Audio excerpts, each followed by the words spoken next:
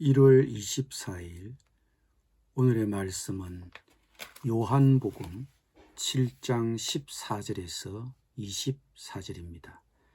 이미 명절의 중간이 되어 예수께서 성전에 올라가사 가르치시니 유대인들이 놀랍게 여겨 이르되 이 사람은 배우지 아니하였거늘 어떻게 그를 아느냐 하니 예수께서 대답하여 이르시되 내 교훈은 내 것이 아니요 나를 보내신 이의 것이니라.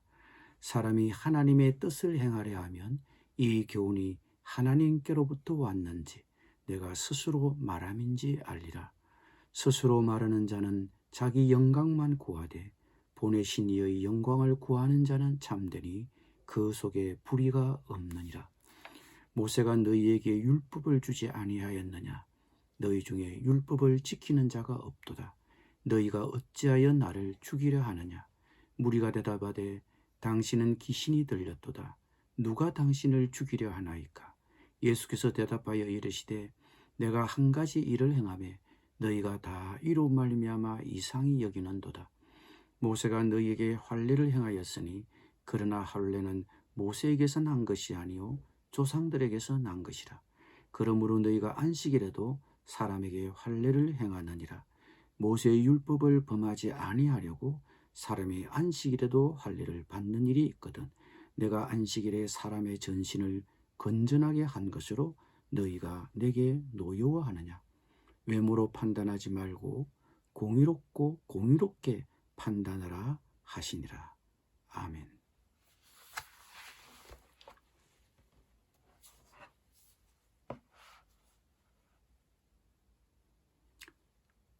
초막절 명절이 절반쯤 지났을 무렵 예수님이 사람들 앞에서 가르쳤습니다. 그런데 사람들의 반응은 놀랍다는 것이었습니다.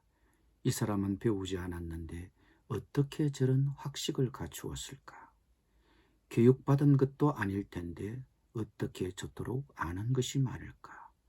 저분은 어디서 저런 실력을 쌓았을까? 예수님은 그 이유를 이렇게 대답하셨습니다. 나의 가르침은 내 것이 아니라 나를 보내신 분의 것이다. 내 가르침은 내가 꾸며낸 것이 아니라 하나님에게서 왔다. 자신의 지식이나 식견의 출처가 하나님이기 때문이라고 하셨습니다. 그러면 그 가르침이 하나님에게서 온 것임을 유대인들이 바로 깨닫지 못하는 이유가 무엇일까요? 17절은 이렇게 말씀합니다. 하나님의 뜻을 따르려는 사람은 누구든지 이 가르침이 하나님에게서 난 것인지 내가 내 마음대로 말하는 것인지를 알 것이다. 즉 예수님의 주장이 타당한지 아닌지 알 수 있는 방법은 순종에 있다는 것입니다. 사람들이 예수님의 가르침대로 따를 마음만 있다면 그 가르침이 하나님에게서 왔는지 예수님이 스스로 지어낸 것인지를 알 수 있다는 것입니다. 예수님의 가르침이 하나님에게서 온 것임을 깨닫지 못하는 것은 유대인들이 이미 마음을 닫고 하나님이 바라시는 바를 받아들이지도 순종하지도 않기 때문인 것입니다. 예수님의 가르침은 따를 마음을 갖고 순종해 봐야 그 진리를 알 수 있다는 것입니다. 그런 마음가짐과 태도를 가지고 나올 때 예수님의 가르침이 진리라는 것을 깨닫고 발견할 것이라고 예수님은 말씀하셨습니다. 또 한 가지, 예수님의 주장이 진실한지 아닌지를 알 수 있는 방법은 예수님이 그렇게 가르치고 주장하는 동기가 무엇인가 하는 것입니다. 18절입니다. 자기 마음대로 말하는 사람은 자기의 영광을 구하지만 자기를 보내신 분의 영광을 구하는 사람은 진실하며 그 사람 속에는 불의가 없다. 왜 예수님이 그렇게 가르치시려고 하시는가? 무엇 때문에? 자기의 사사로운 욕심 때문에? 아니면 하나님을 위해서? 자신의 명성인가? 하나님의 명성인가? 누구의 명성을 쌓기 위해서 예수님은 그렇게 가르치시려고 애쓰시는가? 그것을 잘 시험해 보면 예수님의 가르침이 진실한지 사사로운지를 알 수 있다는 것입니다. 예수님의 이 대답은 오늘 우리에게도 동일한 도전을 하고 있습니다. 예수님의 가르침이 진실한가 지어낸 것인가 우리가 어떻게 알 수 있습니까? 우리가 예수님의 가르침을 배우고 진심으로 따를 마음이 있다면 알 수 있습니다. 그러나 순종하기 전에는 알 수 없습니다. 예수님은 자신의 가르침을 통해 자신이 높아지는 데 관심이 있으셨습니까? 아니면 자신이 보내신 하나님께 영광을 돌리려고 하셨습니까? 예수님은 자기를 좋게 보이려고 애쓰시지 않았고 자기를 보내신 하나님께 영광을 돌리려고 힘쓰셨습니다. 만일 우리가 이 두 가지에 동의한다면 우리는 예수님의 가르침이 지어낸 것이 아니라 하나님에게서 왔음을 알 수 있을 것입니다. 그런데 당시 유대인들에게는 선입견이 있었습니다. 율법을 대하는 예수님의 태도가 문제가 있다는 것입니다. 이 사실을 예수님도 알고 있었습니다. 19절입니다. 모세가 너희에게 율법을 주지 아니하였느냐? 너희 중에 율법을 지키는 자가 없도다. 너희가 어찌하여 나를 죽이려 하느냐?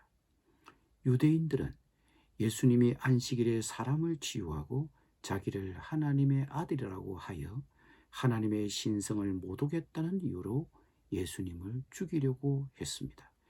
그러면 유대인들은 어떻습니까?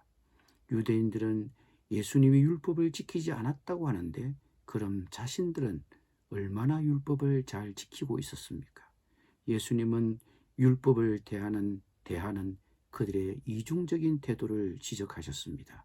22, 23절입니다. 모세가 너에게 할례를 행했으니 그러나 할례는 모세에게서 난 것이 아니요 조상들에게서 난 것이라. 그러므로 너희가 안식일에도 사람에게 할례를 행하느니라. 모세의 율법을 범하지 아니하려고 사람이 안식일에도 할례를 받는 일이 있거든 내가 안식일에 사람의 전신을 건전하게 한 것으로 너희가 내게 노여워하느냐? 모세의 율법에 따르면 사내 아이가 태어나 8해가 되면 할례를 해야 했습니다. 할례란 그 아이가 하나님의 백성이라는 정체성을 나타내는 표식이었습니다. 그래서 그 모세의 율법을 지키려고 태어난 후 8의 날이 되면 안식일이라 할지라도 할례를 행했습니다. 그런데 예수님이 안식일에 38년 동안 불구로 지내던 사람의 신체를 건강하게 회복시킨 일을 두고는 예수님이 안식일에 일했다고 유대인들이 트집을 잡은 것입니다.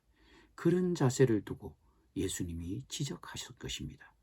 외모로 판단하지 말고 공의롭게 판단하라. 율법을 만든 목적이 사람 살리고 그들에게 희망을 주는 것인데 율법의 자구를 지키느라고 그것만 보고 나를 비판하느냐고 하신 것입니다. 유대인들은 어떤 한 사안 때문에 예수님에 대한 선입견을 가진 것입니다. 그것 때문에 예수님을 제대로 볼 수 없게 된 것입니다. 오늘날도 마찬가지입니다. 사람들은 종종 예수님에 대해, 하나님에 대해, 기독교에 대해 그들의 선입견을 가지고 바라봅니다. 그리고 그런 자신들의 생각으로 기독교를 규정해 버립니다. 그런데 우리 역시도 예수님에 대해 어떤 선입견을 갖게 되면 예수님을 제대로 이해하는데 장애물이 될 수 있습니다. 오늘 본문의 핵심 구절은 17절입니다. 사람이 하나님의 뜻을 행하려 하면 이 교훈이 하나님께로부터 왔는지 내가 스스로 말함인지 알리라. 예수님의 가르치심이 진실한가? 아니면 스스로 지어낸 것인가? 우리가 예수님의 가르침대로 따를 마음만 있다면 예수님의 가르침의 진위를 알 수 있습니다. 그러나 우리가 중립적인 태도로 관찰자로만 머문다면 예수님의 말씀의 가르침이 진실한지 아닌지를 파악하기는 어렵습니다. 우리가 예수님의 가르침을 깨닫지 못하는 이유는 우리가 먼저 선입견을 가지고 마음을 닫고 받아들이지 않기 때문입니다. 예수님의 가르침을 깨닫기를 원하는 마음만 있다면 예수님의 말씀대로 순종만 한다면 예수님과 예수님의 가르침이 하나님께로부터 온 것임을 알 수 있을 것입니다. 기도드리겠습니다. 주님, 우리도 예수님의 가르침을 따를 마음을 갖고 순종하게 하여 주옵소서. 그리하여 예수님과 예수님의 가르침이 하나님께로부터 온 것임을 분명히 깨달아 알게 하옵소서. 예수님의 이름으로 기도드립니다. 아멘.